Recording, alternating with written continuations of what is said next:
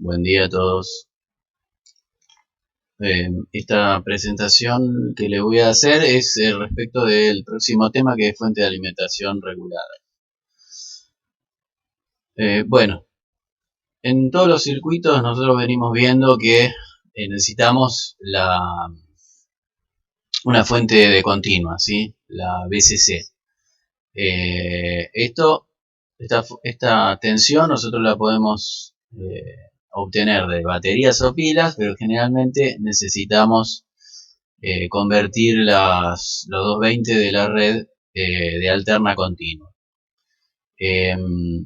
Entonces, una parte de las fuentes de alimentación es lo que nosotros vamos a ver en detalle acá. Voy a hacer un breve planteo de lo que es una fuente de alimentación. En general, aunque aunque el primer componente puede no estar, toda fuente de alimentación consta de un transformador que provee conversión de tensión, nivel de tensión y aislación galvánica. También puede tener varios secundarios.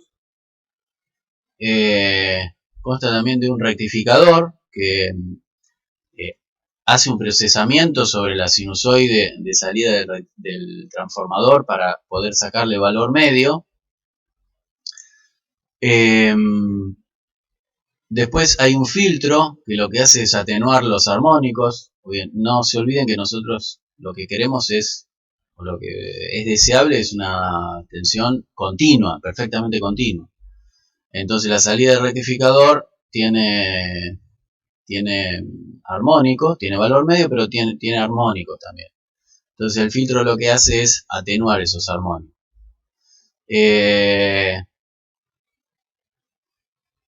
Y posteriormente al filtro, posiblemente haya, según los requerimientos, ¿no? Haya un regulador, ¿sí? El regulador lo que hace es mejorar básicamente atenúa mucho los armónicos y además provee una buena característica de fuente de tensión, porque toda la fuente de alimentación a lo que apuntan es a generar una fuente de tensión continua. Entonces el circuito rectificador más simple, esto seguramente ustedes ya lo han visto en dispositivos electrónicos, es un rectificador de media onda. Rectificador de media onda consta de un solo diodo y, digamos, si nosotros hacemos un análisis simplificado en cuanto al funcionamiento del diodo, el diodo se comporta como una llave cerrada. Si el ánodo tiende a ser positivo respecto al cátodo, y una llave abierta si el ánodo tiende a ser negativo con respecto al cátodo.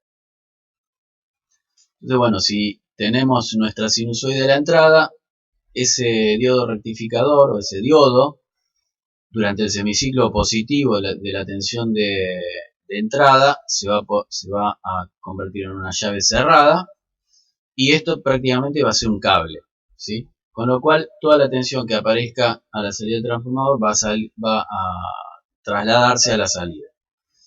Eso va a suceder en el semiciclo positivo, pero en el semiciclo negativo, el ánodo se va a polarizar negativamente debido a la tensión negativa de entrada y se va a abrir. Entonces, como no va a haber corriente circulante por la carga, la caída en R va a ser 0 y entonces la tensión en la carga va a ser 0.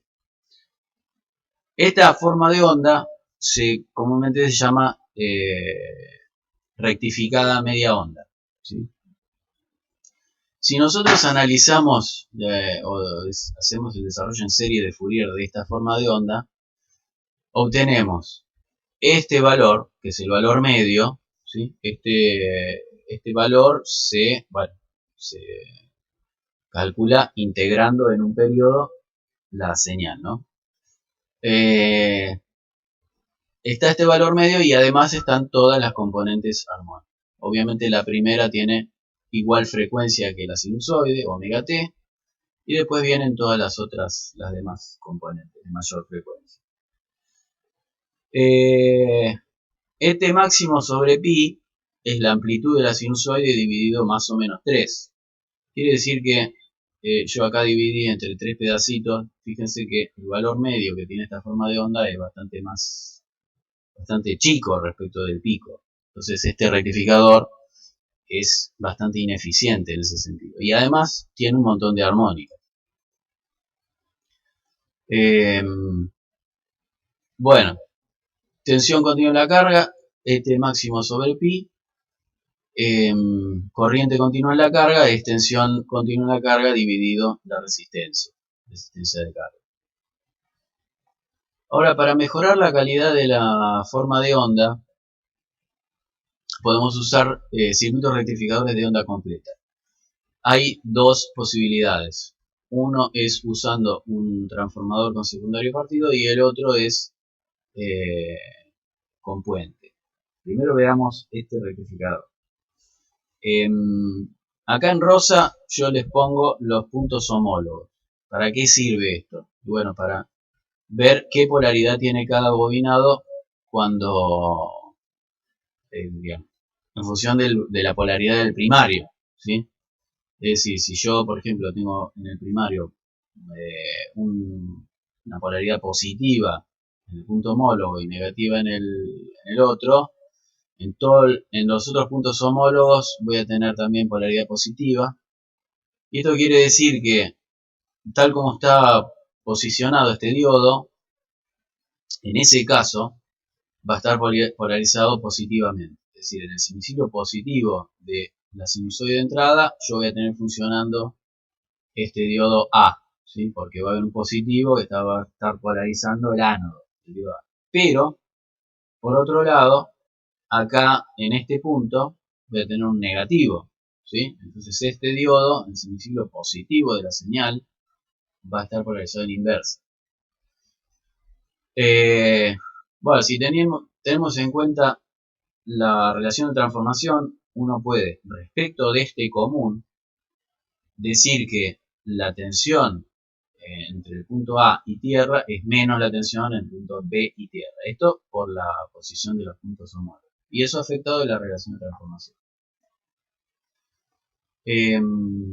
Bueno, entonces, en función de la tensión de entrada, si yo tengo la tensión de salida sobre RC, en el semiciclo positivo va a conducir el diodo A y en el semiciclo negativo va a conducir el diodo B. Entonces, acá lo que voy a tener es básicamente el doble de valor medio que antes, porque acá tenía media onda, tenía un solo chichón de sinusoide y acá tenía 0 y ahora tengo 2 chichones de sinusoide. Entonces, si yo integro sobre el periodo, que ahora puedo integrar entre acá y acá, voy a tener 2 ET máximo sobre pi. La otra posibilidad es usando un puente rectificador. Este circuito es más simple desde el punto de vista de que el transformador no tiene 2 secundarios. Y bueno, fíjense que si yo acá tengo la tensión de salida, si yo polarizo con un positivo acá y un negativo acá, es decir, estoy en el semiciclo positivo de la sinusoide de entrada, si hay un positivo en este punto, este diodo se va a abrir, pero este se va a polarizar en directa. Entonces la corriente va a circular por acá y esta corriente que va a circular por el diodo 1 no va a tener otra posibilidad que circular por el diodo 2, ¿sí? No va a poder hacer esto, no va a poder ir por el 4 porque si no estaría circulando sin energía, ¿sí? Entonces, en el semiciclo positivo conducen 1 y 2 y en el semiciclo negativo 4 y 3.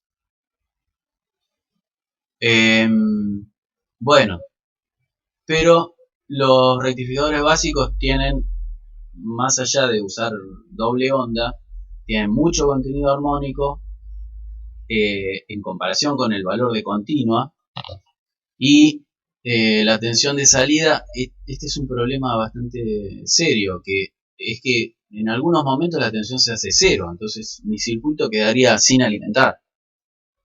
Entonces, lo que me queda por hacer es agregar algún elemento de que almacene energía para poder gastarla en ese tiempo en el cual la tensión baja, ¿sí?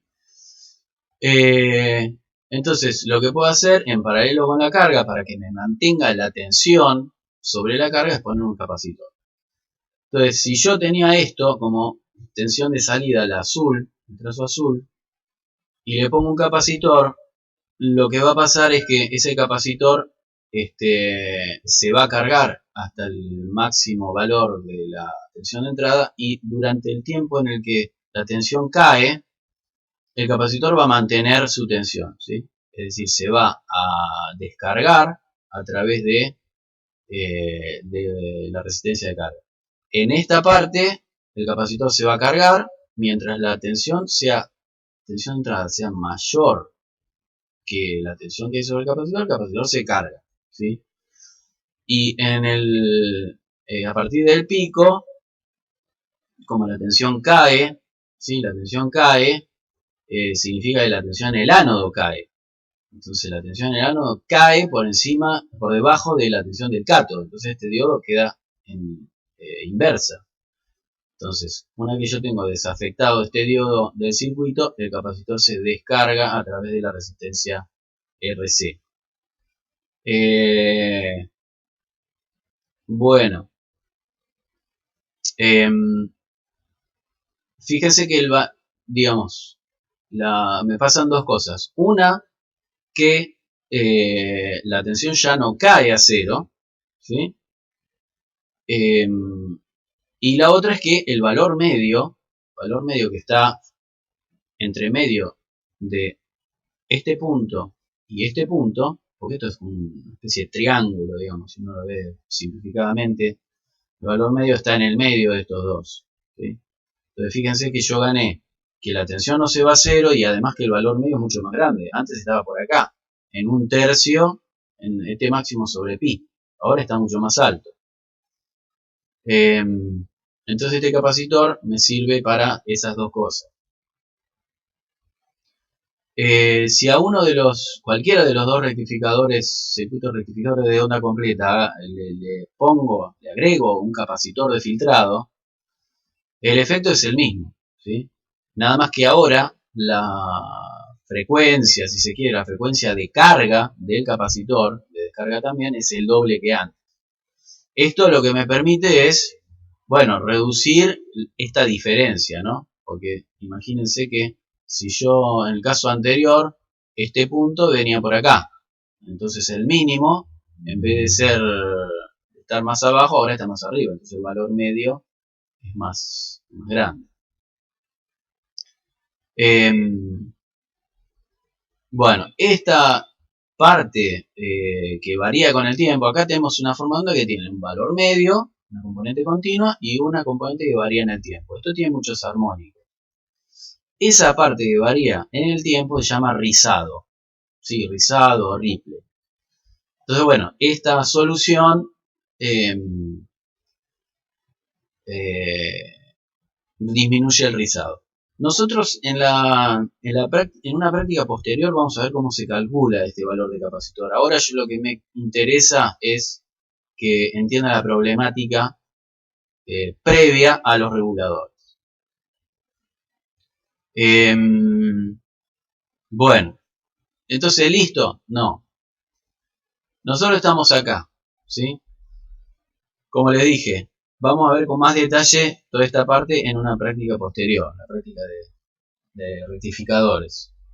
El asunto es el siguiente, que nosotros estamos parados acá, pero la tensión de línea nunca va a ser 220 volts perfecto, ¿sí? A veces va a haber 210, a veces 225. En general, nosotros sufrimos de baja tensión. Y además, en la realidad, esto es por norma, pero esto nunca se cumple, digamos. La tensión varía más que lo de un 5%. Pero independientemente de eso, el problema es que si a mí me varía la tensión de entrada, me va a variar el contenido de continua o la continua. Y eso para algunos circuitos muy sensibles puede no ser aceptable. Por otro lado, el rizado, el ripple, puede ser demasiado grande y a mí me gustaría reducir el ripple, pero sin aumentar el tamaño del capacitor, porque los capacitores que van ahí son capacitores electrolíticos y en general son bastante voluminosos. Hay otro problema asociado a los valores grandes de capacitores, pero no lo vamos a ver después. Y por otro lado, a mí lo que me podría servir es, a partir de una única tensión, ¿sí?, sacar varias tensiones continuas. Entonces ahí, para resolver o para atacar estos tres problemas, es que nosotros ponemos un regulador de tensión. Bueno, entonces el estabilizador más elemental que podemos armar se basa en un diodo Zener, ¿sí? Es decir, acá tengo mi transformador con el rectificador de onda completa, si se quiere. Acá tengo mi carga y entre medio de las dos cosas voy a poner un estabilizador con diodo Zener. ¿Cuál es el fundamento de estos dos componentes? Bueno, primeramente quisiera recordarles cómo es el funcionamiento de un diodo Zener. El diodo Zener, tal como están puestas acá las polaridades, tanto para la tensión como para la corriente, tiene una característica tensión-corriente como se ve en este gráfico.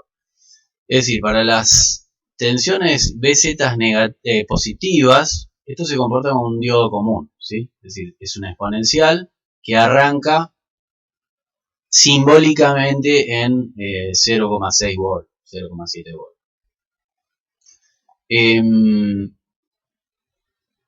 Y para tensiones negativas, ¿sí?, hay una zona en la cual si yo aumento la tensión del cátodo positivamente respecto del ánodo, es decir, en este gráfico son tensiones negativas, el diodo se comporta, esta parte está exagerada, digamos, se comporta como si fuera una fuente de corriente con una corriente muy chiquita, del orden de los microamperes. Esto estrictamente se vería sobre el eje horizontal, ¿no? Pero digamos, para cualquier tensión negativa que yo ponga, imagínense que hago variar BZ por acá, tengo siempre la misma corriente IR y corriente reversa. Hasta que llego alrededor de este punto, que es que se llama la rodilla de la gráfica, en la cual la corriente empieza a variar, a aumentar significativamente, ¿sí? Fíjense que la corriente, si yo pongo un positivo acá y un negativo abajo en el ánodo, no hay otra manera de que la corriente circule de arriba para abajo. Entonces eso, digamos, referido a IZ, son valores negativos. Entonces, por encima de este valor de BZK, K es de knie, de rodilla en inglés, la corriente empieza a aumentar drásticamente. Esta gráfica tiene tres puntos particulares que se encuentran en las hojas de datos. Uno es justamente el par de tensión corriente de rodilla, ¿sí? Esta es la zona donde el diodo empieza a conducir. El otro punto es el punto de corriente máxima, ¿sí? Corriente máxima y tensión máxima vendría a ser. Y entre medio de estos dos hay un valor que se llama de test, que es un valor representativo de una zona, de una buena zona de trabajo para el diodo, ¿sí? Esta este valor se puede tomar como un valor de diseño para la corriente del diodo. Bueno, entonces, ¿cómo sería el circuito? Nosotros tenemos nuestra carga, nuestro diodo Zener, la resistencia que va a polarizar tanto a la carga como al diodo Zener, y acá tenemos un modelo de nuestra tensión no regulada, donde esta parte sería el componente media, ¿sí? Y esta parte es la componente que varía en el tiempo, o el ripple, o el rizado. Entonces, en esta gráfica, el asunto es el siguiente. Como les dije, si yo tengo mi tensión, ¿no? Ahora lo que voy a hacer es variar la tensión con la componente media para recorrer las distintas zonas de este diodo.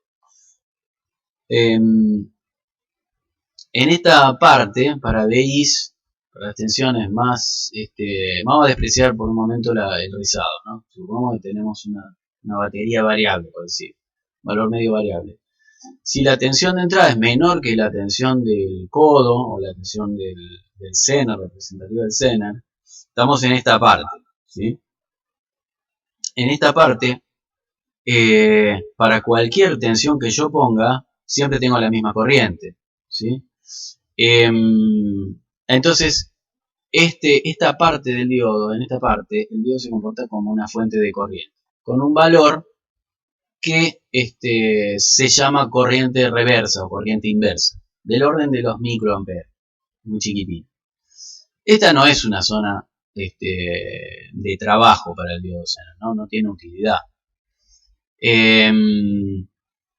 Ahora, fíjense lo siguiente, que la relación entre puntual, ¿no? Si vemos la tangente en la curva, la relación entre la variación de corriente y la variación de tensión, si yo hago una mini excursión acá, ¿sí? Con una sinusoide, por ejemplo, es decir, un apartamiento respecto del valor medio, esa relación entre corriente y tensión yo la puedo representar como una resistencia dinámica, ¿sí? En este caso, como no tengo variaciones de corriente cuando hago variaciones de tensión, esto vendría a ser cero, ¿sí? Si esta relación es cero, esto implica que la RZ es infinita, ¿sí? Es decir, muy grande. ¿Qué es lo que pasa cuando yo tengo una resistencia muy grande? Si yo le inyecto tensión y no sale corriente, es una resistencia muy grande. Si le inyecto bueno, no le podría inyectar corriente a una resistencia infinita, ¿no? Porque tendría tensión infinita.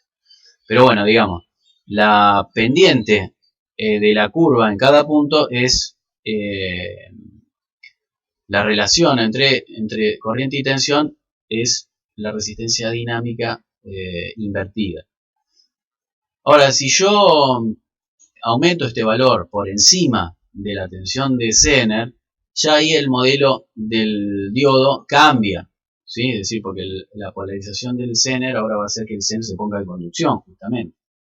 Y entonces avanzo con mi BZ negativa, hasta, por ejemplo, acá, ¿sí? Pongamos como ejemplo que la polarizo a IZ de test.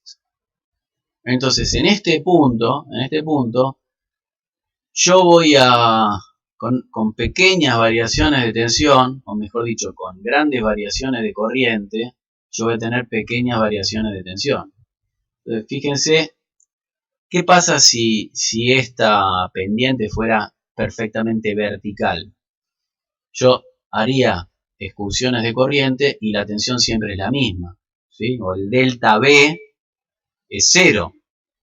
Entonces, ¿qué pasa? ¿A qué componente se asemeja un dipolo tal que yo le hago variaciones de corriente y la variación de tensión es cero? Y un cortocircuito, ¿sí? Una resistencia muy chiquitita. Entonces el modelo para esta zona es un modelo de una fuente de tensión y una resistencia RZ muy chica. Entonces el diodo siempre yo lo voy a usar en esta zona, ¿sí? Donde se comporta como justamente como una fuente de tensión, que es lo que me interesa. Ahora bien, dos factores de mérito básicos para los reguladores de tensión son dos. El primero es el factor de rizado, que lo que me mide es, dada una variación o un ripple, un rizado a la entrada, cuánto de ese ripple sale a la salida. Y el otro factor es la resistencia de salida, que digamos se mide o digamos pretende medir cuánto varía la tensión de salida cuando yo hago variaciones en la corriente. ¿Sí? Es decir, si yo consumo mucha corriente y de repente consumo poca, si la tensión sube mucho o no. ¿Sí? Teóricamente, si esto fuera un regulador perfecto, este factor F0 sería 0 y esta resistencia de salida sería 0, ¿sí? Como una fuente ideal, que es a lo que apunto. Estos dos factores siempre se analizan en pequeñas señales. Entonces, fíjense el modelo del diodo. Ahora, el modelo del diodo, este análisis en señal, implica que yo tengo que pasivar la fuente de continuo. Acá lo que estoy suponiendo es que estoy polarizando el diodo por esta zona, ¿sí? Ya esta zona ya la desecho, directamente no me sirve. Entonces, el modelo sería solamente una resistencia dinámica, que es la pendiente inversa de la pendiente en la curva. Ahora, si yo hago ese cálculo, el cálculo de F, es decir, calculo el delta B0 para un delta BI dado, acá tengo el delta BI, esto va a ser el ripple a la entrada, y acá va a estar el ripple a la salida. Entonces tengo mi RS, la resistencia dinámica del diodo, y la resistencia de carga. Y esto fíjense que es simplemente un divisor resistivo. Es decir, cualquier variación que esté acá, se va a ver acá en la relación de este divisor. El divisor RL paralelo con RZ dividido RS más RL paralelo con RZ. Como esta resistencia va a ser mucho más grande en el diseño, que lo vamos a ver en los ejercicios, mucho más grande que esta es del orden de, imagínense que esta es del orden de algunos ohms, ¿sí? Del orden menor que 10 ohms. Y esta siempre va a ser del orden de algunos centenares de ohms. Entonces esta relación va a terminar siendo aproximadamente igual a RZ sobre RS. ¿Sí? Quiere decir que si yo acá, por ejemplo, tenía un ripple de 2 volt pico a pico, acá voy a tener mucho menos. ¿Sí? Por ejemplo, pongamos un ejemplo, que esta sea 10 ohm y esta sea 100 ohm. Bueno, voy a tener el 10% del ripple que tenía antes. En cuanto al cálculo de R0, para calcular la resistencia que se ve desde la carga hacia allá, tengo que sacar la RL, poner una fuente de tensión y ver cuál es la corriente, IX. ¿Sí? Bueno, en este caso, la resistencia equivalente es la RZ en paralelo con la RS. Obviamente esto lo tengo que pasivar. Tengo que analizar una fuente a la vez. Y como dije, como RZ es mucho menor que RS, la resistencia de salida termina siendo aproximadamente igual a RZ, que es muy chiquitita.